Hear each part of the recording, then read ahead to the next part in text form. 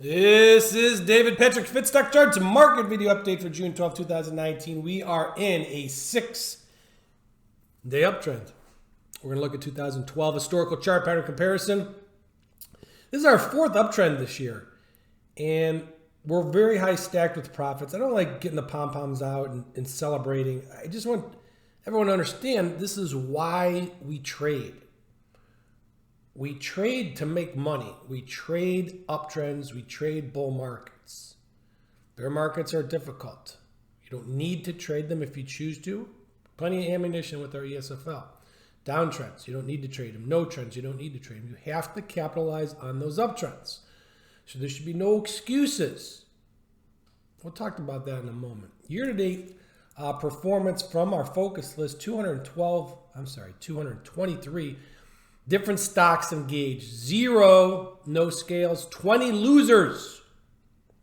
203 winners, 91% win rate. Crazy, absolutely crazy. If you know of any service, methodology, anything that's even close, I would love to hear. Shoot me an email. No excuses. We have to learn from our past. And I've talked about this before on how I've done in my early career everything the wrong way. And when I started figuring things out, then I still stumbled with risk management, where I was able to bat a high percentage, but I couldn't stop myself from being overly aggressive. And I had a consultation the other day with someone.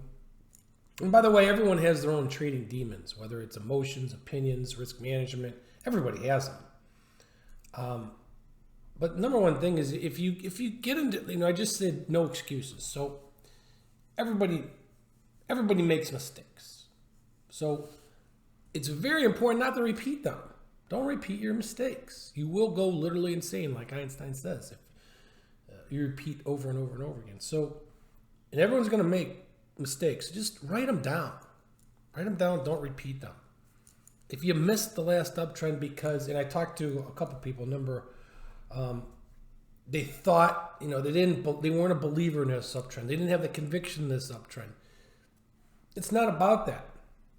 You have to, like I said over and over, you have to train your brain to be a robot. If you don't want to be all in on an uptrend, then that's your risk profile. That's fine. But you have to be long. You just saw I was at most 60% long in this last uptrend. But I crushed it in the 3 before where I was 130% long. I wasn't fully long this uptrend because of our higher time frame, which we'll get to in a moment. But you have to erase the past. If you've had mistakes, don't repeat them and erase them. Don't chase losses. That's one of the biggest mistakes traders make is they lose 10 grand. They feel like they got to get 10 grand back in the next trade or the next investment. And if anything, what happens is things get worse. They dig themselves deeper in a hole. Become consistently profitable, right? Be green every day. That should be your goal. Okay, enough of that. Let's look at some numbers. 90% club, 296 triplers since we launched, 1,063 doublers since we launched, 120 doublers this year, 31 triplers this year. And we had a lot of shorts that paid. And you already know what I'm going to say. You don't have to trade the short side. But if you did, you had, let's see, about 10 doublers there. Amazing stuff. So let's look at this 2012. We always have a historical chart pattern that we're looking at. Some of them I have more conviction, and others, I don't. So right now, 2012, I don't know that I had a lot of conviction, but I pointed out, normally we use 61.8, 50 over here on the left. You can see I'm circling in 38.2. Those are the fib levels that we use. So when you go all the way down to a V bottom, you look for some kind of resistance at these levels. We hit that 50 right here. We bounced. We hit that 61.8, bounced. Eventually made it to the last, which we don't usually use that often. And that's when you saw a bigger pullback. On ours, and I don't have this updated because I think maybe we have another candle right here. I think we're now below it. We just literally went straight up to this 78.6, which usually is not that relevant. mean, normally when you get past the 61.8, there's very high odds you're going to a full retracement up here to new highs. It is what it is. We paused here. We didn't. I don't think we closed above that 78.6, and you're seeing a little bit of pullback today. You know, what did we do back here when we hit that? We did a nice big pullback, and you know, I'm not predicting this, but we have to keep an open mind. Here's the 10 SMA. We're still ways away from it. It's actually healthy if you come down here and do this. We're not going to predict. We're going to react. We're not going to pick the top here, but this historical chart pattern comparison has told us a lot about where the markets could pause and where it might reset up. And wherever it pauses, we know if we take out these highs this week, that's price strength confirmation that we're most likely going to new highs. If we don't, we could either drift sideways and wait for the 10 SMA to catch up or pull back to the 10 SMA. That's not rocket science. Back here, you ended up breaking the 10 SMA and then bull flagging above right here. And this ended up being a massive trade. So normally we get what I've said, 3, maybe 4 good uptrends in a year. We're already in a 4th. I think we're easily going to get 5, 6, maybe 7 this year. We had 11 last year. That's when you trade. That's when you're making money. All right. Here is the weekly. And you can see I have this in bars, not candles, so you can see the close. Last week, we did not close above the 10 SMA. And right now, we're red. We're still below. We're right at the 10 SMA. So technically speaking, the weekly is still in a downtrend. And that's why I wasn't all in. Now, obviously, in hindsight, I wish I would have been all in because I didn't think that rip was going to be that quick, that fast. Nobody did. And once again, I never thought we were going to go into a 44-day uptrend, but I capitalized on it, being 130% long market exposure. But there was reasons why I was not leveraged long this time. Once again, I don't think it was the wisest decision, but there was reasons for it. And I wish I did have more long market exposure during this last uptrend, but it is what it is. I just wanted to understand and rationalize the reasonings behind all my decisions. My decisions are independent of, you should never blindly follow anything I do. The service is all about our focus list. That's what I spend all my time scanning for, searching for stocks, showing relative strength, showing historical chart pattern comparisons that we can have a trading edge on. That is the focus of the service. Then we got Twitter, we got the video updates, and that's really all you need to trade. And then educational posts and video on the website on top of that. When things are slow, you review them. All right, so we are now 7.5 minutes in. We need to start doing something. Let's look at daily here. And okay, rate Minton. So we're holding this 50 SMA support, and we have to watch this. I think normally we're always talking about, wow, this is the week before OPEX, the week before OPEX. Let's look for the market pulling back. We've done nothing but go straight up Monday, Tuesday, and today we're down a little bit. Actually, yesterday I think we finished red. But anyway, with that said, that was sort of unexpected. And that happens sometimes.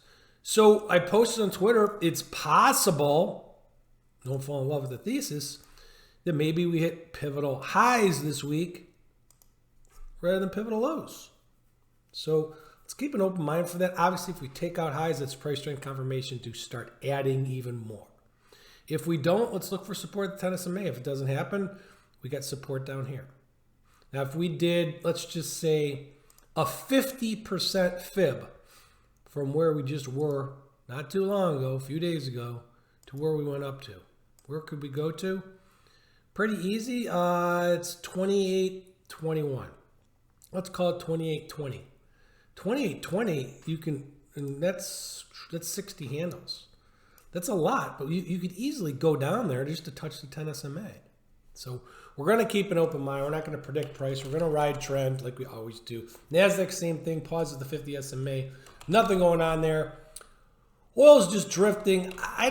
Normally I post oil futures in the morning, and I'm going to stop doing that. I'm going to post the more relevant thing, which is ES 500. S&P 500 futures, which is ES. We have the bonds, and we have the VIX. Those are the things we need to look at in the morning. And unless oil is taking out highs or taking out lows or telling us anything, to me, there's no reason for us to look at oil here. But we're going to look at it on the videos just to see. But as far as the morning, I think I'm going to shy away from that. I just don't think it's relevant unless it's doing something significant.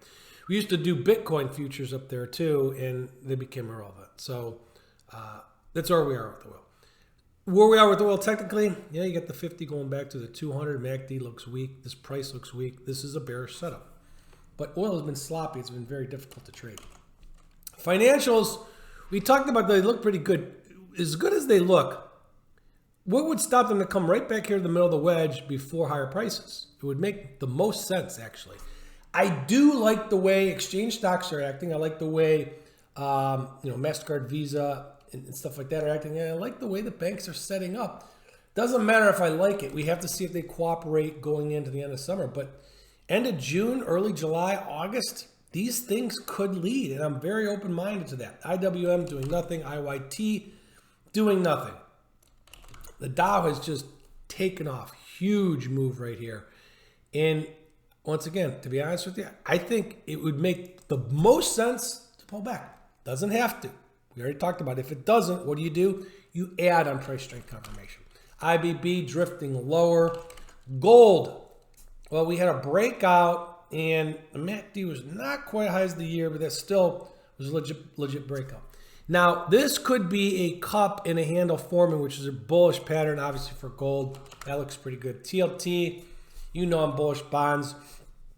In the short term, MACD bear cross below the 10 SMA. Still think it comes right back up here and fills the gap, and then maybe consolidates more before much higher prices. TLT bonds, to me, remain bullish. All right, Apple. Well, Apple was not on the ESFL, but we talked about it in the videos. This was a bull flag above a downtrend line, and we talked about can easily go retest the 50 SMA at 190, 195. Exactly what Apple did. It's a huge, huge move in Apple, and we're going to look for price strength confirmation there next. Same thing with Amazon. If it rests or if it doesn't rest, the next ad on Amazon is what, 1893.70, and Apple, if it's not in the ESFL and shows price strength confirmation, we have what, 195.97. The only problem with adding there is you have these little gaps right in here, and it should stall in all these gaps. So Apple has been on the 90% club at least three times this year. So I don't know if this is an A1 setup or not, but it's on price strength confirmation. You got to do it. Netflix. In that megaphone wedge, doing absolutely nothing. Booking, Expedia. These used to be high flyers. Used to pay us every day. They don't do anything anymore. Tesla, grinding off lows. These new lows in the year were confirmed with MACD. And now it's just coming and filling some gaps. I would assume this thing's going to fail at that 50 SMA and reset up short. We'll see. Facebook, just like Apple, this thing is ripped in the middle of nowhere. It's only really in a 3-day uptrend contained by the 50 SMA. MACD bull cross is happening. So technically speaking, above, let's just call it 180. Above at 180 is price strength confirmation to add. And what else do we have here? Google. Yeah, Google was extremely weak. Came and filled this gap, coming back down. I would like to see, just like we saw in CME a few months ago, I would like to see a higher low, double bottom or something, and then this thing start coming back up. We'll look at those exchange stocks in a moment. Those just have gone through the roof. NVIDIA. So bring up two questions because I talked to this guy who was a subscriber and trading the pits, and very educated man, knows a lot about the market. But I want to address two things. Number one, I believe he said he was long this and asked me if this was a good setup. So there's two things. Yes, there's rules of engagement. Yes, define the risk. Yes, this is a higher low, so a good swing long. This is just not something I take. I take bull flags and new highs with my accounts, like Xilinx and Apple this year, where I had over 300 contracts up. That's what I take. I take Shop, which was a bull flag to new highs. I took SPXL. Those are my type of trades that I put size on or whatever. This was a long setup, and it was actually on the ESFL, I believe, yeah. And the problem with this is you have a declining 200, declining 50. And you have containment. You do have some magnets in these gaps here. So is it a good trade? Yes. don't like buying relative weakness. This stock's underperforming. So that's just not how I trade. So is it and could it still be on the ESFL to come? Absolutely. Does it have rules to engage? Yes. Does it have a break of a downtrend bull flag, which is our number one trade? I like a thrust bull flag rather than a break of a downtrend when you got moving averages heading lower. So treat bull flags and break of a downtrends differently based on higher time frame and 50 and 200 SMA. It's below and both are heading lower. So that was the first thing I wanted to address. The other thing before I forget, because I will, was the ES 5-minute rules of engagement today. He asked another good question, and I'm going to address it. So first of all, like I always say, you don't have to short the market, okay? If you're shorting the market, you're saying, I'm smart, and I'm very educated, and I'm a very professional trader, because it's very difficult to, all right? With that said, you want to stick with the trend with 5-minute rules of engagement, right? And if you dissect these, which you can every day, by the way, one of my subscribers came up with, I don't know if it was an algo or some way to chart it where it actually gives the signals and the buys and the sells. I don't know how efficient it is, but I'm impressed that someone's just able to do that and is that interested in day trading. That's awesome. But anyway, so you got simple break of a downtrend here. So right here, you could go long. That's at 825, right? This pays, let's call it 2880 to 83. We scale on +3 to +5, +7 to +10, right? Once you 3/4 scale, you move your stop up your entry. That's how I trade. According to your risk profile, maybe someone's trying to hold something longer and they just keep things at Globex lows, Globex highs. That's fine too. That's more swing trading. You're looking either to go through the entire day with it or maybe even the next day. But anyway, this you were unable to scale 3/4, right? You only got 3 handles, so you scaled half. Stop was most likely a Globex low down here, right? Then there's another long setup right here. You got your scale and you got your scale. Now you got your 3/4 scale on both entries here, right? And here. Well, you got stopped on both those, right? Stopped on both. And even if you went long here at the market open, break this downtrend line right here, you got stopped after your scale. So the question was, if you're long, how can you get short? First of all, you don't have to short. You know that answer before I even tell you. And shorting's not for everyone, but you don't have to. You don't have to. If you could, you could trade 2 accounts. Trade one long, trade one short. B, you could stop yourself out when the short sets up on the long. C, most likely, is if you took any of these, you got stopped at your entry anyway, and you could reverse. So I know it's not a set in stone answer everyone's looking for, but once again, it always comes down to who you are, how active you are, what your risk profile is. I know I say it all the time, but everyone is different. Some people are trading 15 contracts. Some people are trading 4. I trade 7 a lot. That's not big size. So if I'm able to scale 3/4, my stop usually goes to my entry. If not, I put it up on Twitter. Hey, I'm keeping this with Globex lows or Globex highs or this or that. So the answer to the question is all depends on your entry. All depends on where your stop was on your long. And obviously you don't have to take the short. And if you want, you can either close out your long, get short, just close out your long, or have 2 different trading accounts. So there's a lot of different ways you can do it if you choose to do it. All right, so let's move on to the next topic.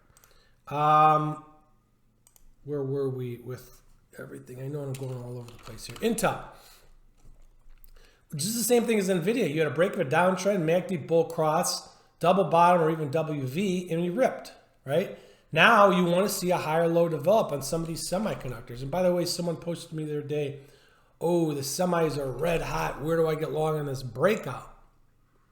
Well, I'm going to say the same thing to the person that I addressed with Facebook. Facebook's below moving average is not breaking out. It's not leading in either of the semiconductors. They're not breaking out. They're not leading. They haven't even done a 50% fib yet. right? Where the market's done a 78. So this needs to get over the 50 before we can talk about breaking out and leading. So it's lagging, and it's lagging with a lot of, obviously that's the SMH, that's the whole sector, but a lot of individual chip stocks are lagging. So AMD's not, we talked about that one weeks ago, that is a leader, and that one did break out the new highs. Avgo, these all look like, the OLED actually looks pretty decent. And Xilinx, we talked about breaking the downtrend line, held the 200 SMA. That was one you could have traded also.